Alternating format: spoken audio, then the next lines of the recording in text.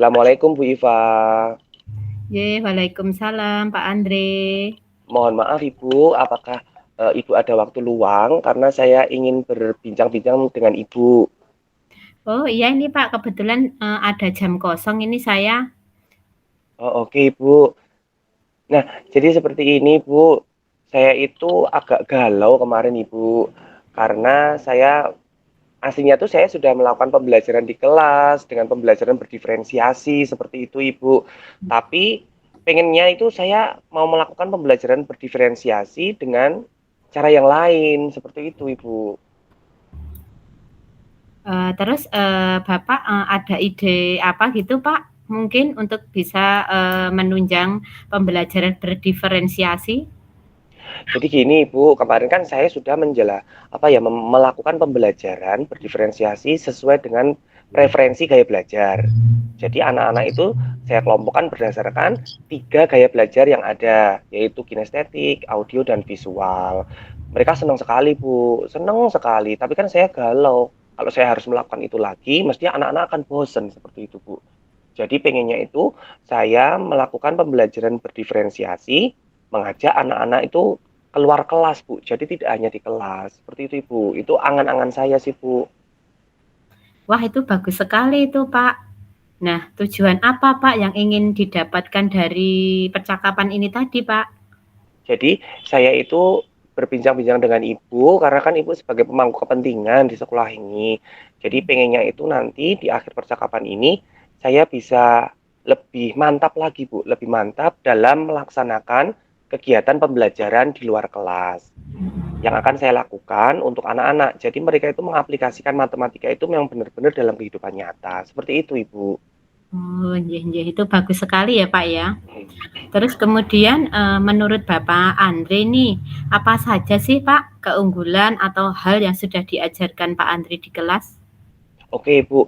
Jadi keunggulan atau hal yang sudah saya laksanakan di kelas itu seperti yang saya bicarakan di awal tadi, Bu.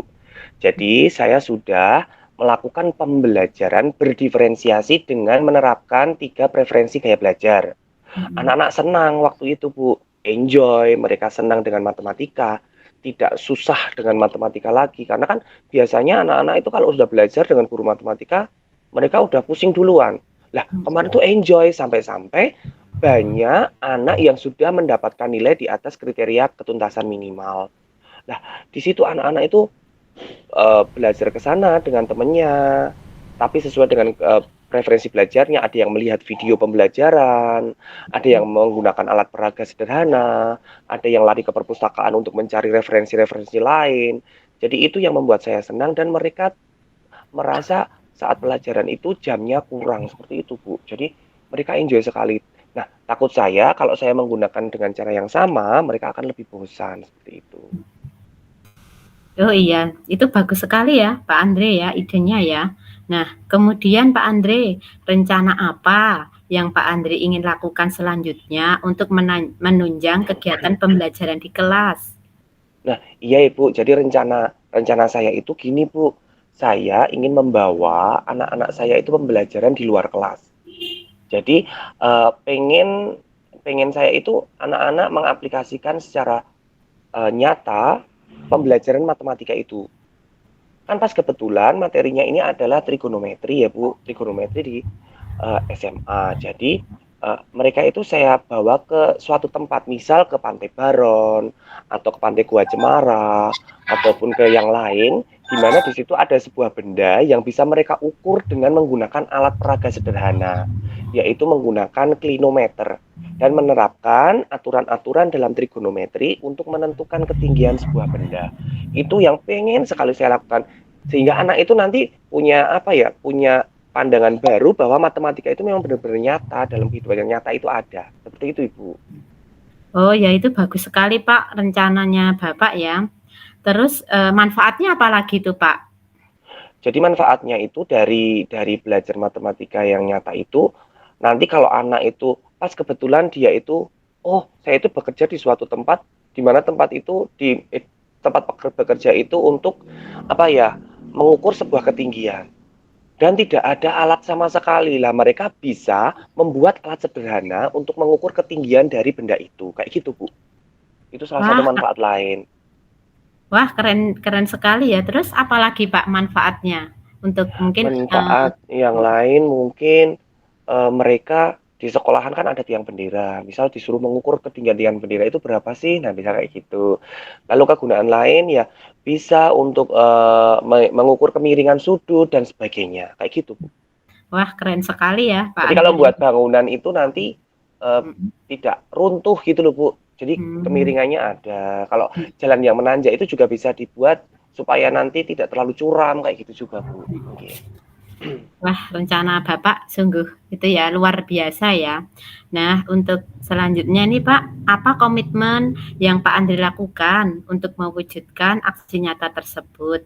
Dan mungkin bantuan apa saja yang bisa kami lakukan gitu Pak Andre?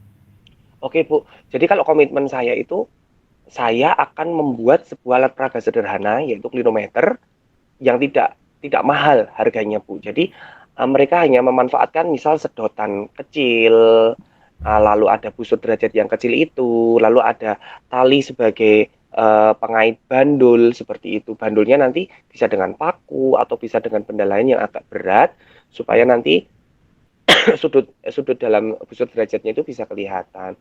Tapi saya membuatnya tidak sendiri, Bu. Nanti rencana saya dari aksi yang akan saya lakukan itu saya membuat alat peraga sederhana bersama murid-murid saya.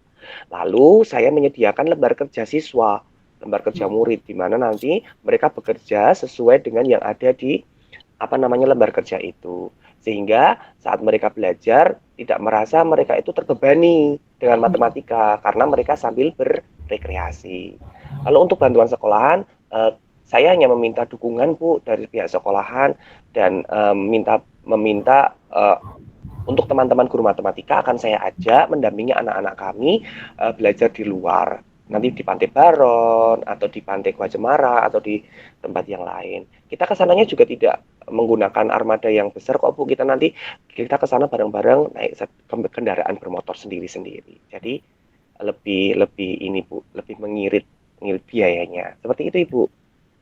Ya ya ya Pak, semoga berhasil nggih Pak, dan, Amin, amin. luar biasa sekali.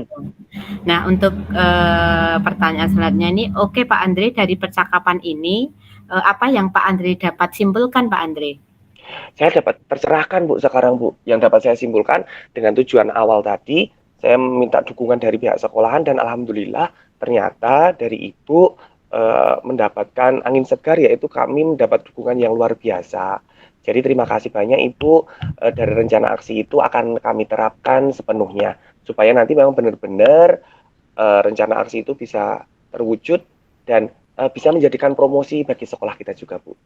Ya ya, amin amin. Ya. Ya Pak, wah bagus sekali ya Pak, semoga Oke, Bu. sukses ya Pak Andre. Amin, amin. Mungkin itu ya, Bu. Dari percakapan ini sudah mendapat pencerahan saya, Ibu. Jadi, saya mohon undur diri. Sudah terdengar bel, saya harus masuk ke kelas 12 IPA 1, Ibu, sekarang. Oke. Nggih nggih, monggo Pak, Makasih monggo. banyak, Bu Iva. Silakan masuk ke kelas. Assalamualaikum. Sama-sama, waalaikumsalam.